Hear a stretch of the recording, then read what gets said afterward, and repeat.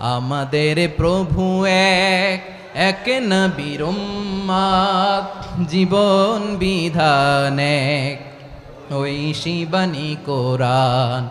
আমাদের প্রভু এক এক নবীর উম্মত, জীবন বিধান এক ঐশী বাণী কোরআন।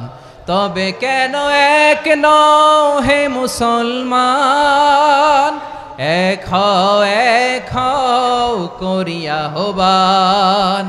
বাইতুল্লাহ এক, আওয়াজ করে বলো আমাদের বাইতুল্লাহ কয়টা? বাইতুল্লাহ এক, মদিনা শরীফ এক, উহুদ পাহাড় এক, বদরের মাঠ এক।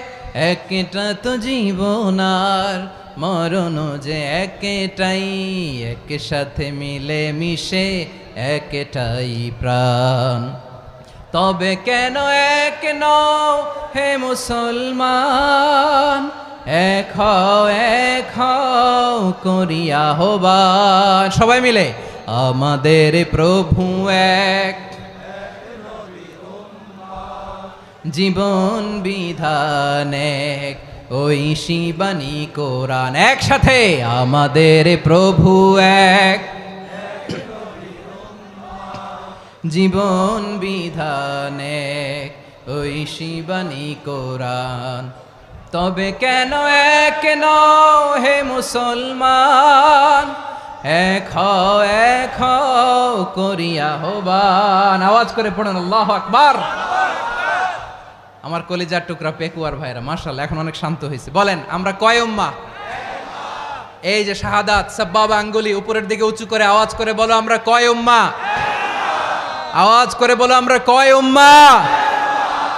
মাশাআল্লাহ আমরা এক উম্মাহ, এক উম্মাহ আমরা। খবরদার, গোটা বিশ্ব আমাদের এই আঙ্গুলি দেখেছে আমরা এক উম্মাহ। শুধু আমরা এক উম্মাই না, আমরা এসেছি এক উৎস থেকে। কয় উৎস? ফ্রম অ্যাডাম এন্ড ইভ, আদাম এবং হাওয়া, উনার সন্তান আমরা। তার ছেলে মেয়ে থেকে, তার ছেলে মেয়ে থেকে, তার ছেলে মেয়ে থেকে আমি। তার মানে রাস্তাঘাটে এদিকে সেদিকে যাকেই দেখি সে আমাদের এই বিরাট পরিবারের কেউ না কেউ। চিল্লায় বলেন ঠিক কিনা? এই যে যারা বসে আছে আমরা কোনো না কোনো ভাবে তো আত্মীয়, কি বলেন?